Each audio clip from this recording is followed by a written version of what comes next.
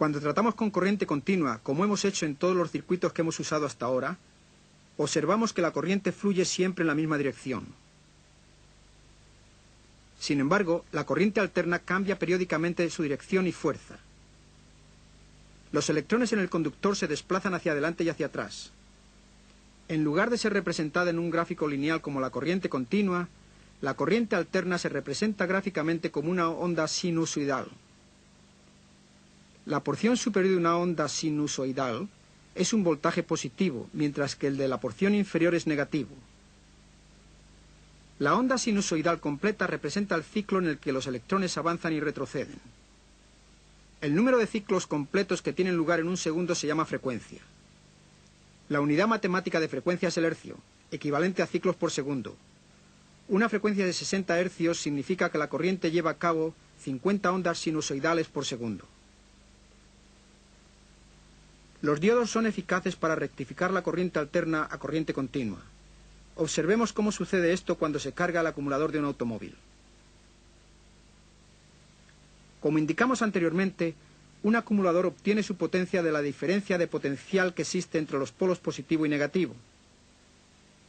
Cuando es conectado a un circuito, el flujo de corriente surge de la fuerza de atracción mutua de los electrones y los iones positivos.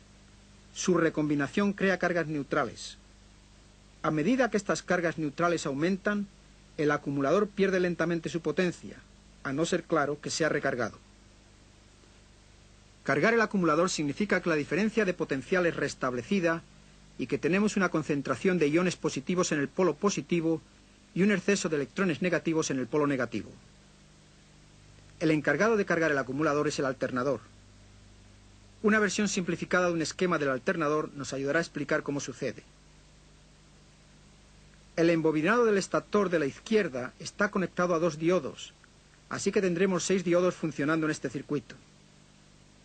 Los 3 diodos de la derecha están conectados al terminal positivo del acumulador y los 3 de la izquierda están conectados a tierra, es decir, al chasis, y a través de tierra al terminal negativo del acumulador. Para mayor claridad, vamos a observar solo una bobina. Cada bobina usa 4 diodos, pero las 3 bobinas juntas comparten solamente 6, pues los usan en periodos de tiempo diferentes. A medida que el rotor gira dentro del estator, un campo magnético pasa a través de cada bobina de este, provocando un flujo de corriente.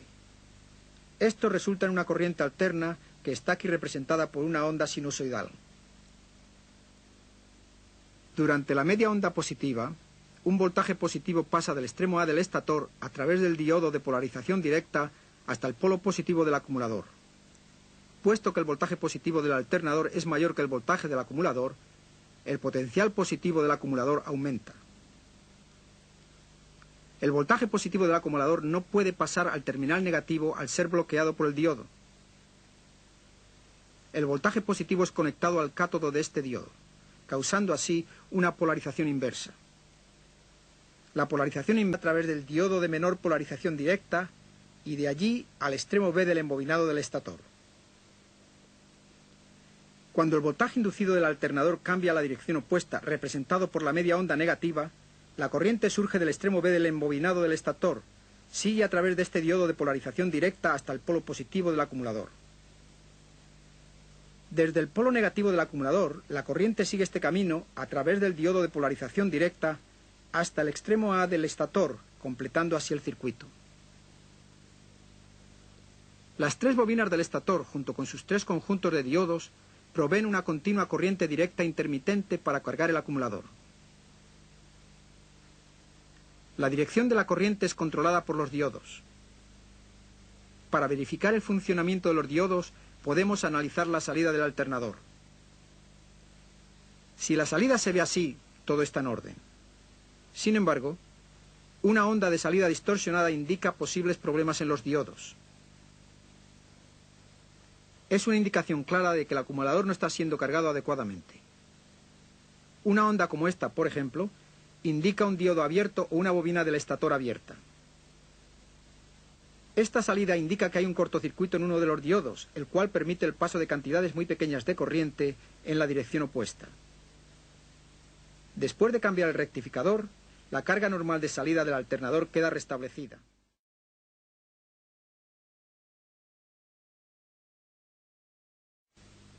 Otra aplicación de los diodos es en el embrague del transformador de torsión. El diodo, al que también se le llama diodo de bloqueo, protege al circuito de las corrientes de irrupción. Tales sobrecargas ocurren cuando el flujo de corriente que pasa a través de un dispositivo electromagnético es bruscamente interrumpido. La expresión diodo de bloqueo es solo una descripción de cómo funciona el diodo en el circuito, y no significa que sea ninguna otra clase especial de diodo como lo es el diodo Zener. Cualquier bobina magnetizada, tal como la de un solenoide o un relé, crea un campo magnético. Tan pronto como se abre el circuito, el campo se descompone, convirtiendo la energía magnética en voltaje. Si el voltaje es lo suficientemente alto, la corriente puede tratar de conectar la abertura, causando una chispa, la cual puede dañar otros componentes del sistema. Ruidos radioeléctricos, tales como un chasquido o una detonación, son indicadores de tal chispa. La instalación de un diodo a través de la bobina permitirá que la corriente irruptiva regrese a la bobina de alambre en donde se originó. Este diodo de bloqueo funciona básicamente como la válvula de seguridad de una olla a presión. Cuando se comprueba un solenoide o relé controlado por un módulo de control electrónico, el cual usa un diodo de bloqueo, deberá utilizarse un contador de escala análogo. Es importante hacer esta prueba porque el diodo protege al módulo de control electrónicos, ECM, de los impulsos de voltaje. Para esta prueba deben realizarse dos verificaciones. Primero se comprueba la resistencia del solenoide y luego la del diodo. Para comprobar el solenoide, acople el contador, tome la lectura y luego invierta la polaridad y tome otra lectura. Un conjunto de solenoide y diodo de bloqueo en buen estado mostrarán una lectura máxima igual a la resistencia del embobinado y una lectura mínima igual a la resistencia del embobinado con el diodo en polarización directa. En nuestro ejemplo, hemos obtenido dos lecturas de ohmios diferentes, como ya esperábamos. El conjunto de solenoide, diodo de bloqueo, se encuentra, pues, en buen estado. Si en el diodo existe un cortocircuito, se obtendrán dos lecturas muy bajas. Si el solenoide está abierto, observará usted una resistencia muy alta y una lectura de infinito. Si el diodo está abierto, obtendrá dos lecturas parecidas, iguales a la resistencia de las bobinas. La razón por la que no podemos utilizar un contador digital en estas pruebas es que este tipo de contador normalmente no puede aplicar suficiente voltaje para probar, al mismo tiempo, la polarización directa del diodo y el embobinado del solenoide. Un contador digital le dará solamente una lectura igual a la resistencia del embobinado. Esto quiere decir que este tipo de contador no puede detectar un diodo abierto usado como de bloqueo.